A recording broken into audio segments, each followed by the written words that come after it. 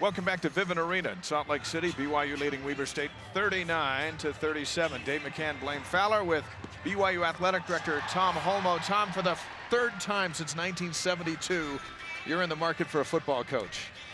Well, I'll tell you what, it's actually an opportunity for us. Bronco Mendenhall did such a fine job, and I always knew in the world of football, when you have a coach like that for 11 years in a row who goes to bowl games and runs a really clean program, who have student athletes say a lot of great things about him, he's going to be attractive. And Bronco, for the last a couple offers along the way, and stayed. And I felt this time it was different. I just felt that this time it was going to be a little different. And it was, and it's the right time, and I'm supportive of as a friend. So did you get a call or something yesterday afternoon? Well, I actually knew about it for a couple days. Okay. Not so much that it was done, but Bronco was respectful for me, and I knew about it, that he was at least talking for maybe a week or so. But not, there was a lot of people talking to UVA. The decision for him to coach in the bowl game, easy decision, and he in on that, and you guys decide that he'll coach in that bowl game before he makes that transition. Yeah, it was, Blaine, because I just feel that the relationship between the players and the coaches and Bronco is very solid. It's not always that way. People leave under different circumstances. I think at BYU with Bronco and our boys, it was the right thing to do. Could have been different in a different situation. Tom, what's your timeline that you've kind of given yourself of when you'd like to have the new coach in place?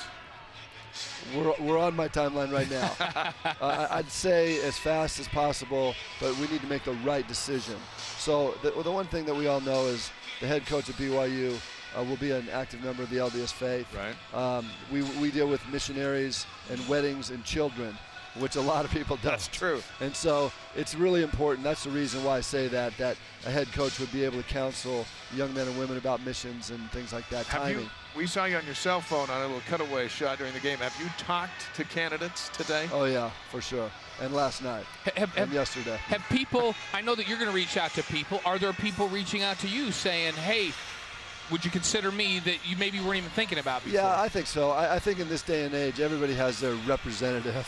And it's not necessarily an attorney, but it's nice that way, because then, you can actually do it behind the scenes. And the one thing that's really difficult at this time of the year, although it is the best time, is that candidates are playing in games still. They're on teams.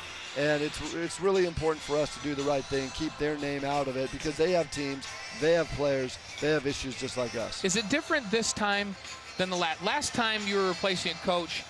The program had been losing for 3 years. This time, the program's on solid footing with a tremendous schedule next year.